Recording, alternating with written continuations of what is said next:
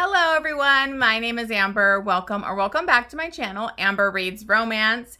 Today I am here with my wrap-up video for January. This is my first wrap-up of 2025, and I did have a really great month in January. So I'm basically just gonna go over my stats and my top reads for the month, and I will probably bring up my worst read too, but let's go ahead and dive in to my January wrap-up.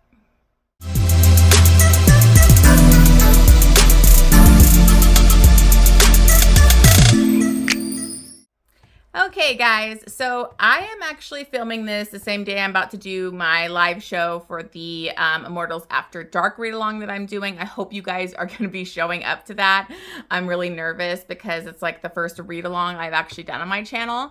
But I am going to be doing that today, and honestly I am posting this video when I usually do my weekly wrap up video because I did not get enough reading done this last week.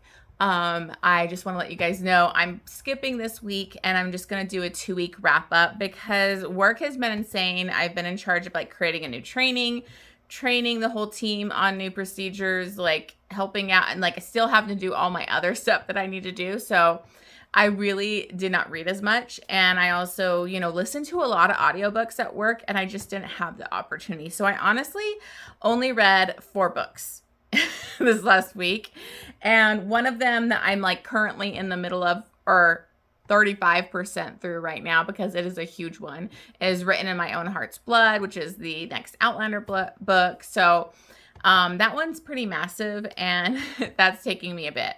So all that to say, sorry, I'm not posting my weekly wrap up this week. I have too much going on and I just didn't really feel like doing a whole video for like 4 books.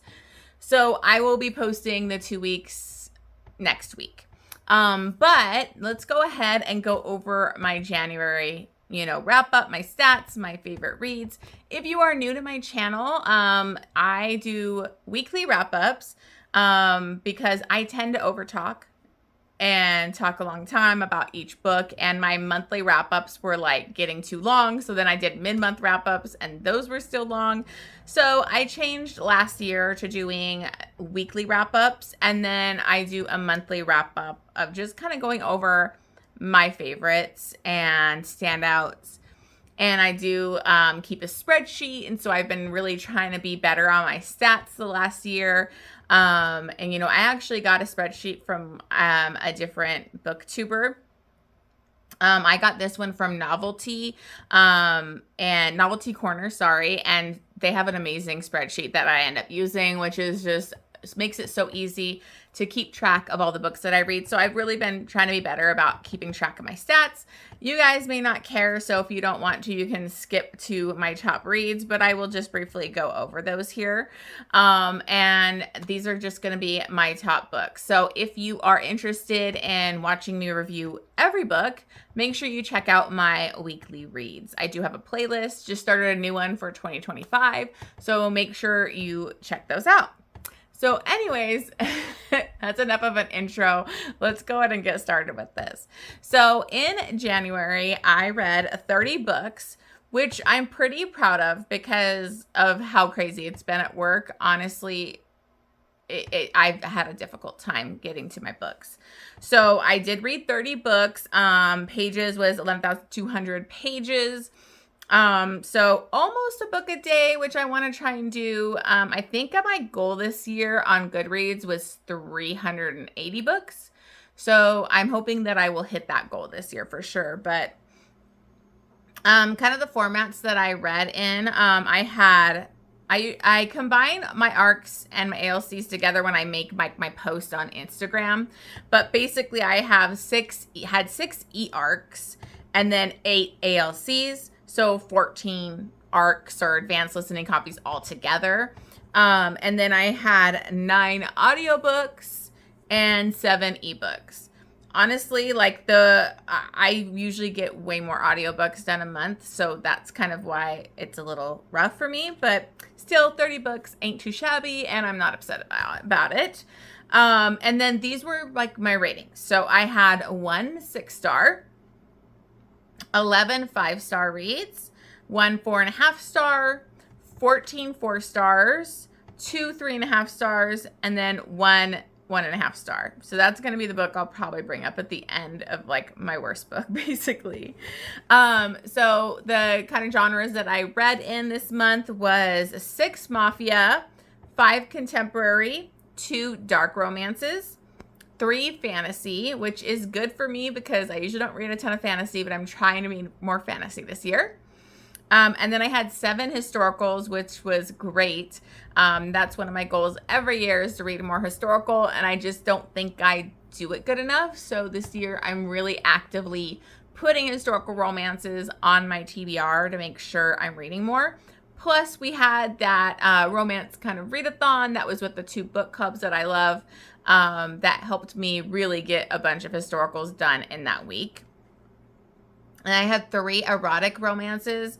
I used to put it under like I had one for poly and whatever, but I changed it to erotic because that's kind of like more of the subgenre. So I think all 3 of these did end up being like poly menage type of relationships, but I had 3 erotic romances, 1 small town, and then 1 sports romance. So all over the board there. I had a pretty great month. Again, I had my first 6-star of the year, which is the first book that I'm going to talk about. So I don't know. It just really hit me. Like, I just fell in love with this. It is actually a duet, but I gave the second part the 6-star because I never know with the first book how I'm going to feel about the second part, if I'm still going to love it as much, if it will for sure be a 6-star read. But I basically say this duet is a 6-star read. And this is the Anti-Heroes in Love duet. I have the bind up of both of them, but I gave the When Villains Rise is the 6-star basically because I just fell in love with this. I've had this on my TBR. I bought it a long time ago. I love Giana Darling. So I don't know what took me so long to get to this book, but I'm so happy I finally did. Giana Darling is just so amazing. She's beautiful. I love her writing. I just love her. I love her Fallen Men MC series. And this is a mafia romance. And what I loved about it was it has a prickly heroine, but a prickly heroine that's done right. It's one of my like secret little pleasures. I love a prickly heroine that is done correctly and I like root for, because I tend to relate to those bitchy characters because I can be a bitch and I can be prickly. So I really love it when an author does those right. And Elena was amazing in this. Elena is an attorney. She has been through a lot. Her family has a lot of, bad drama and history in it. Her sister actually had an affair with her boyfriend. I don't know if he was her fiance at the time. I can't remember. But they had an affair and they're together and having a kid together. And Elena was devastated. She was completely betrayed and really jaded now and very cold and shut off and not there emotionally because of what happened to her. I don't know if I could read those books. I think it's like The Affair. I think they're getting new names now, but I don't know if I could read those because I really did not like the sister and what she did to her, because I love Elena. So Elena's been pretty tough. She has worked her ass off to be a really amazing attorney, and she ends up becoming the attorney to help out one of her sister's friends, Dante, and he is actually in the mafia. He's up for murder, which he actually didn't commit this murder, but they're going after him. And she is set to be his attorney. That's kind of like the beginning of the first one of her being his attorney, and he kind of sets it up where she needs to like live with him and kind of stay with him. And so things end in a cliffhanger where he's gonna have to kind of go on the run or go, get out of there. And Elena, in the second part, she makes a decision to like put all her life, her career, everything at risk for Dante. And the reason I love this was because Dante was like this sunshine, just alpha badass mafia guy, but he was such like this amazing sunshine personality that just broke through to Elena, and he just gets her to like fall for him so hard. And, you know, I just loved that. So, and I loved how much Elena grew and opened up and became vulnerable for him. And she really stood by her man. Like, once she decided to be with Dante, like, she stood by him. And they were just such a great team. Like, I just loved them together so much. It was amazing. And I love the second part because it was like set outside of America, and it was just a lot going on, some big reveals, some exciting stuff. But what made this a 6-star for me was just really Elena and Dante together. Their romance is so beautiful. They're so devoted to each other. How much Elena had to go through, and she really rises to be Dante's like partner, and I just loved it so much. Like, I would highly recommend this if you haven't read it yet. I think it's a really great mafia romance. I just read the new release that is about Elena's brother, and that was a crazy one. So I really, really love Elena, and I love Dante. Like, he is book boyfriend. He is amazing. He's just phenomenal. So I really love this. It kind of hit a special place in my heart. I really do have that weakness of like a prickly heroine, just like Nesta. I love fucking Nesta. I love her. Like, I just love those type of heroines. So I would highly recommend it. This was basically my 6-star read from January. First 6-star of the year.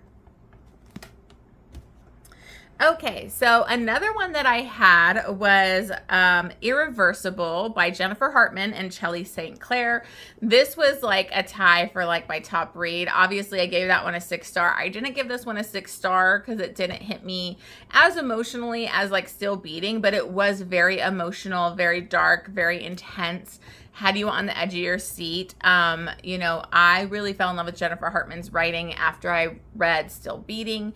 And when I saw that this one was actually another like where she's kidnapped type of thing, and they're both kidnapped and kind of come together, it really made me want to get this. And I was lucky enough to get an ARC for this, and I loved it. So this is about Isaac and Everly, and Everly is like an up and coming model.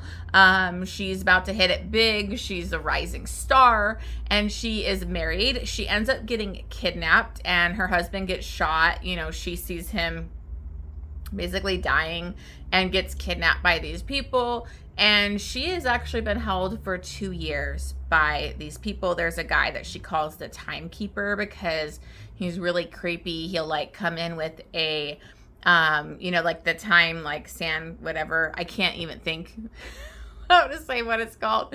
But anyways, you know what I'm talking about. He'll come with that, and just basically they have their time. And when he brings that in, like, they're going to die. And Everly has basically kind of shared a wall with a lot of these people that get brought in, and most of their get brought in and they die. They get sold off to somebody. She doesn't know what happens to them, but it's been very brutal for her. And Isaac is an ex-detective. He's kind of gone off the rails a little bit because his sister ended up getting taken. And he's kind of trying to investigate this, and nobody's really believing him about how bad it really is, and it's tied to all these other disappearances. So he's kind of kicked off the force kind of thing, and he's doing it on his own. He did a lot of undercover work. So that's kind of what he's doing. He has an idea of what this might be tied to, like the black market and different things going on, and things go sideways, and he ends up getting taken by the same people that have taken Everly.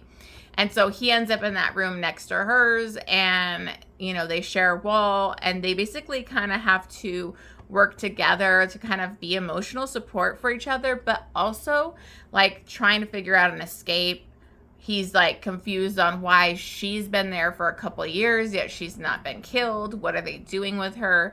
And there is some shady shit of why they've kept her alive, which I won't go into, but it's very intense. Like, it took me to places I wasn't expecting. There's lots of twists and turns. I loved their dynamic. He's very grumpy, jaded cop, and she's just been through so much, but like they really bond together through this experience. And then, you know, what happens once they get out. And that's kind of like the same feelings you got from like Still Beating, but I think Still Beating took you to like a way more emotional place, for me at least. But this does have a lot of dark elements to it, so make sure you check your triggers. But I think it was fantastic. I ended up giving this one 5 stars. It was so good. So I would definitely check that out. I've never read Shelley St. Clair, so I was very interested. They really wrote seamlessly as a duo together, so very good. Okay, so another one that I had was I had actually gotten the ALC for Steal My Heart by Laura Pavlov, and this one just really did steal my heart. I know that sounds so corny, but it did. Like, I really fell in love with Laura Pavlov last year. I've only read a few of her books, but I read the last couple in the Magnolia Falls series, and I really loved it so much that I'm actually going to go back and read the previous books. I'm planning on reading the Romeo one. I can't remember what it's called. Anyways, I'm reading that this next month. But in this one, this is actually Easton's romance, and Easton is a brother of one of the characters that was introduced in that one, and that was like the first book that I read of hers, and I loved it. So Easton is actually a very successful attorney. I think he's on his way up to kind of make partner at this law firm. And Henley is the daughter of his boss, so it's the boss's daughter type of thing, but she is very intelligent. She really worked her ass off to be where she is. You know, she went to one of the top schools. I can't remember if it was like Harvard or which one, top of her class. So she deserves to get this job and like kind of work under Easton and, you know, work within the company. But Easton does kind of start off with the wrong idea of her, of like nepotism, of like the father basically just giving his daughter a job, and now he has to deal with this daughter. So he's kind of an asshole at the beginning, but he quickly sees how hard she works. She stays there as late or later than him. She works her ass off.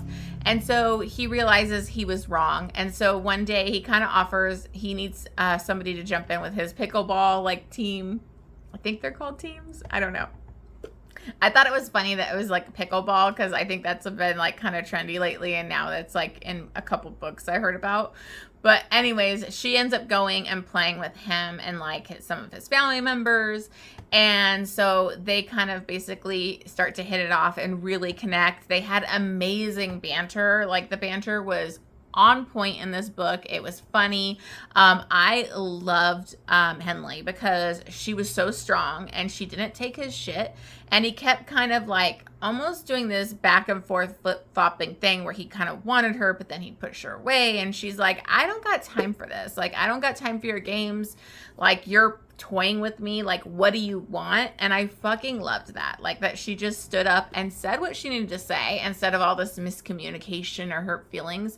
She just laid it out there, and he like acknowledges that she was right. And so he decides he does want to be with her, but Easton does have a lot of hangups. He has not been in a relationship for many years because he had a really big loss of one of his ex-girlfriends. Well, they were together at the time, but so he has a lot of trauma with that, of losing her, and he's very overprotective, so that kind of leads to some issues with them. And then they kind of did have a secret relationship because of her dad being the boss. But honestly, what I loved about this was like, he actually wanted to tell her dad like right away. It was more of her not wanting to, because she didn't want her dad to look at her badly. She's always striving for her dad's approval, and so she doesn't want him to think she's like getting involved with Easton. So I just really loved these characters. I loved Easton's family. We get to see his sister again. I think it was his twin sister too, if I'm thinking correctly. But another thing that I love was the mental health rep in this, and actually going to therapy. He actually actively deals with the therapist. He does deal with, you know, anxiety and panic attacks with his trauma. So I really love that it was actually discussed with like therapy. So I really loved this. I thought they were so cute together. I thought they had a wonderful relationship. And it just really stole my heart again. So anyways, I loved this. I would definitely recommend it. The audiobook was fantastic. All of her audiobooks I've listened to have been amazing. Okay, so another one that I have, which I'm probably going to have to buy this series. I'm going to be reading the second one in February, but I read The Rogue of Fifth Avenue by Joanna Shupe. I love Joanna Shupe, but I've only read one of her series, and it was the most recent one. So I wanted to kind of go back and read some of her other books, and this was perfect because, you know, she has them where they're like set in America, so that hit one of my prompts for the readathon that I was doing.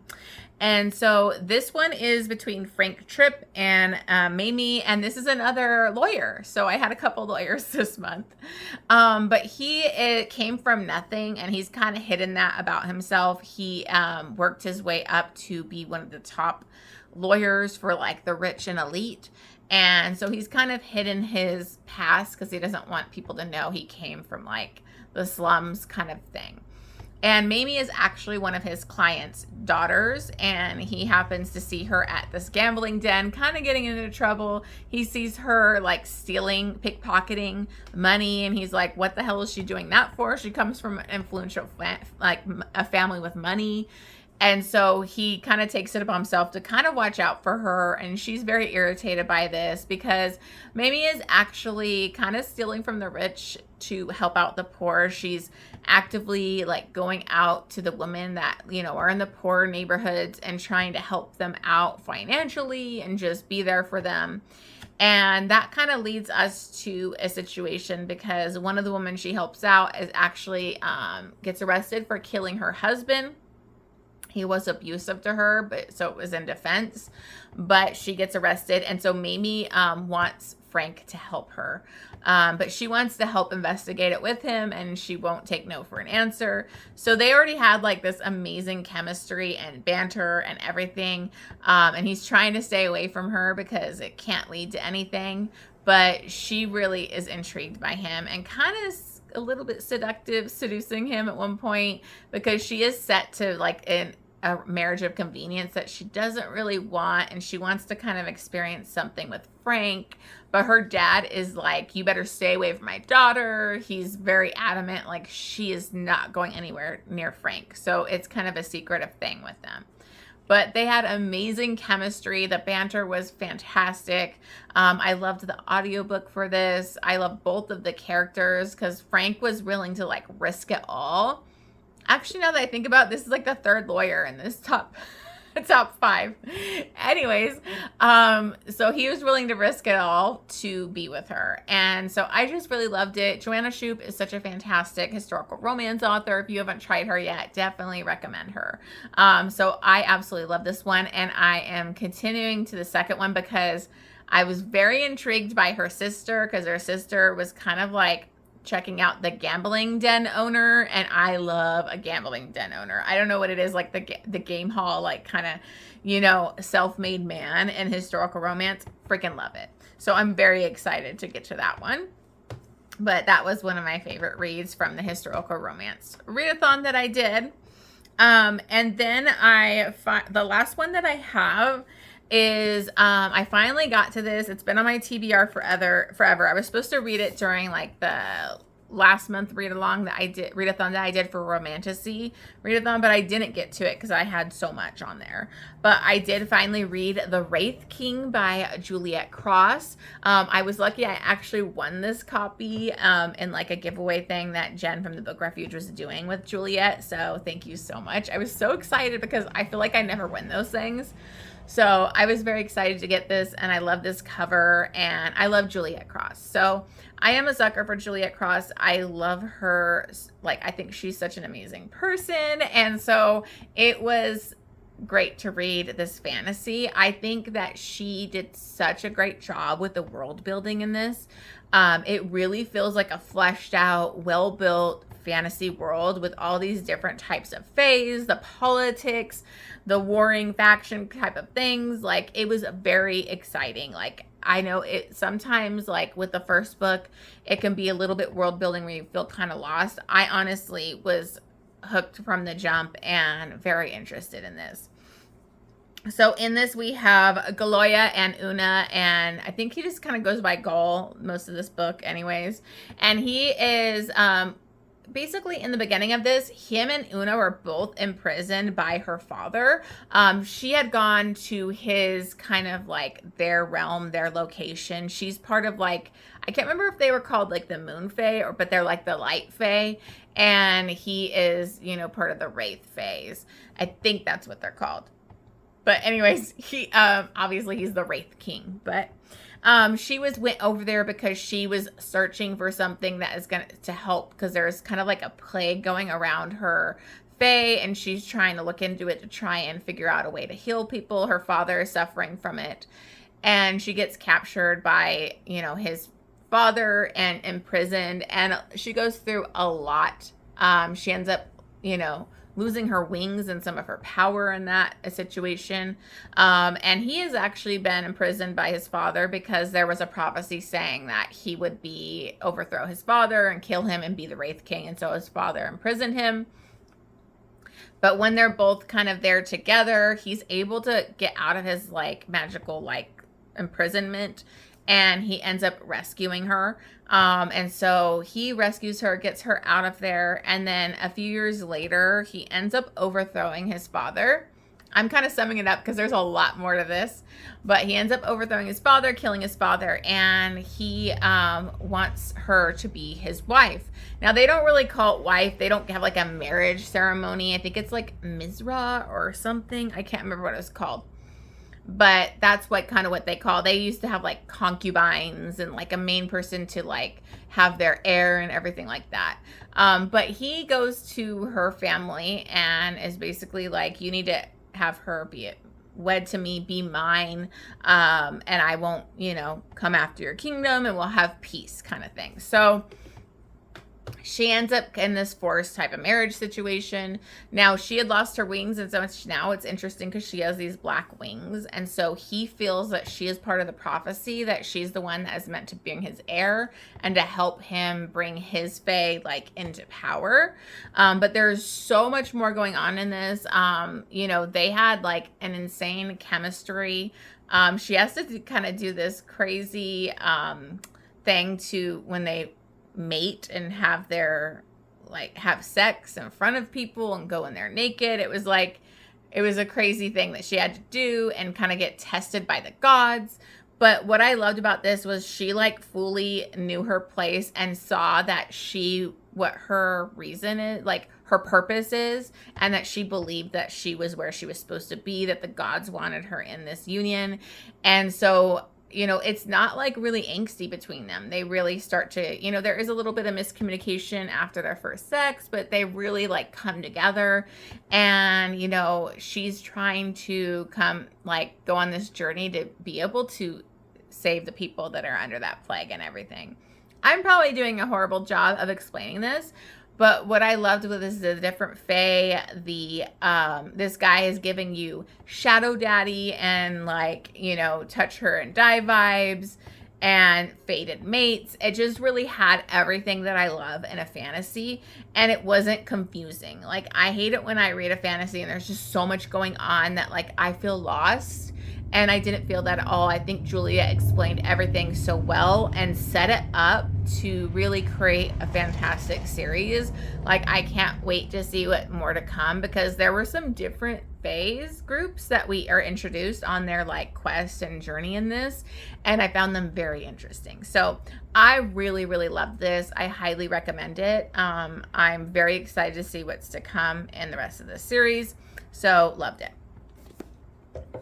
Okay, so those were my top 5 reads from the month, and then I'm not going to go too deep into this. I'm just going to bring up my worst book, and unfortunately, this was actually from Jen's book club pick, and that was The Silent Duke.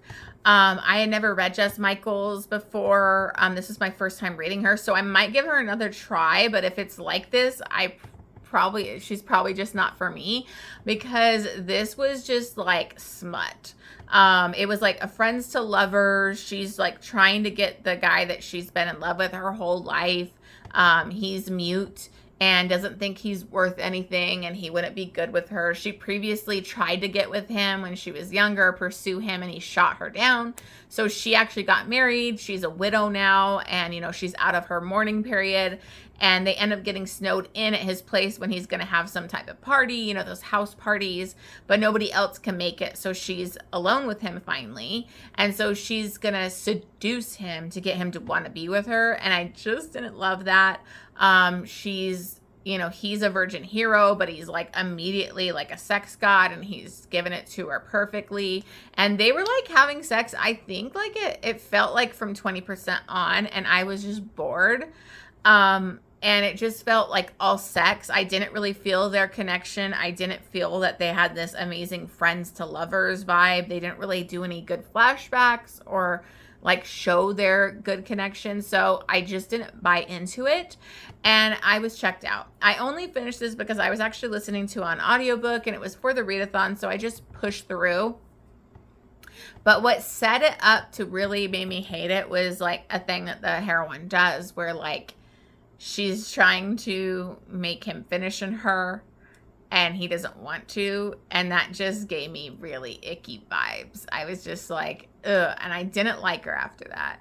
And it had some stupid third act conflict, suspense element that like made no sense, and it was kind of a mess for me. So definitely didn't enjoy that one. It was the worst book I read this month, and I gave it 1.5 stars. So I don't know.